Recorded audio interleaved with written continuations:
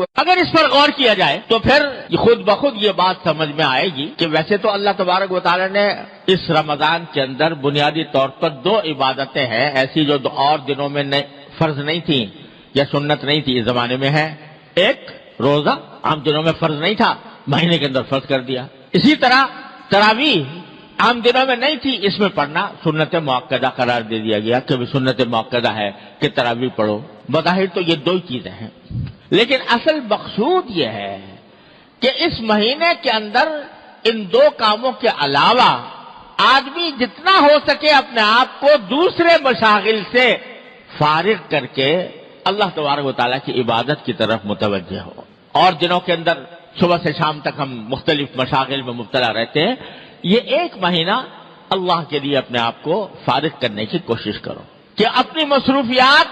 دوسری مصروفیات کم کرو، اور جو حقیقی عبادت کے کام ہے جس کے لیے تم دنیا میں بھیجے گئے تھے، جو تمہاری پیدائش کا مقصد تھا، اس کی طرف اپنی توجہ زیادہ بڑھاؤ۔ لہذا اس میں روزے اور تراویح کے علاوہ آدمی اس بات کا اہتمام کرے کہ تلاوت قرآن کریم کی تلاوت عام دنوں کے اندر اتنے کرنے کا موقع نہیں ملتا، جتنا ہو سکے قرآن کریم کی تلاوت زیادہ سے زیادہ کی جائے۔ یہ نبی کریم صلی اللہ علیہ وسلم کی سنت بھی ہے، اور جب رمضان کا مہینہ آتا تھا تو حضرت جبریل امین علیہ السلام نبی کریم صلی اللہ علیہ وسلم کے ساتھ قرآن کریم کا دور کیا کرتے کہ ہر رمضان کے مہینے میں کہ جتنا قرآن ایک مرتبہ حضور اقدس صلی اللہ علیہ وسلم پڑھتے، ایک مرتبہ جبریل امین پڑھتے، کیا منظر ہوگا، وہ کیا عالم ہوگا کہ دور کرنے والے حضرت جبریل علیہ السلام اور دور کرنے والے حضور نبی کریم صلی اللہ علیہ وسلم کیا تلاوت ہوتی ہوگی، کیا اس کا منظر ہوگا اور کیا اس کی روحانیت ہوگی۔ ہر سال یہ ہوتا، اور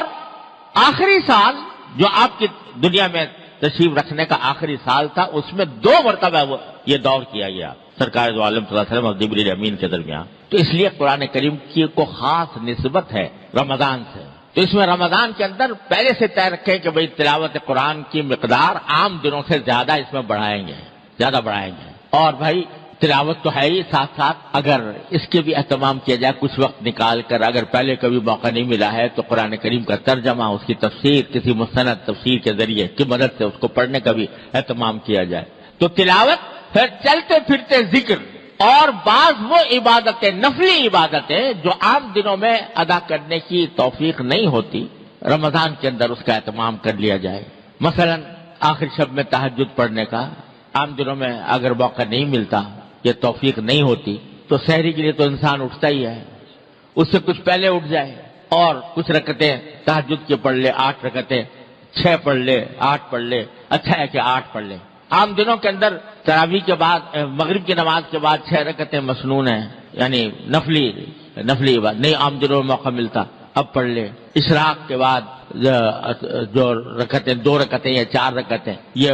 عام دنوں میں موقع نہیں ملتا، اس میں پڑھ لے۔ اور چلتے پھرتے ذکر، فضولیات سے اجتناب، فضول کام سے، فضول محفلیں جمی ہوئی ہیں، باتیں ہو رہی ہیں، گپ شپ ہو رہی ہے، اس سے اپنے آپ کو بچائیں، اور زیادہ سے زیادہ وقت اللہ تبارک و تعالیٰ کے ذکر میں، اللہ تعالیٰ کی یاد میں، اللہ تعالیٰ کی عبادت میں گزارنے کی کوشش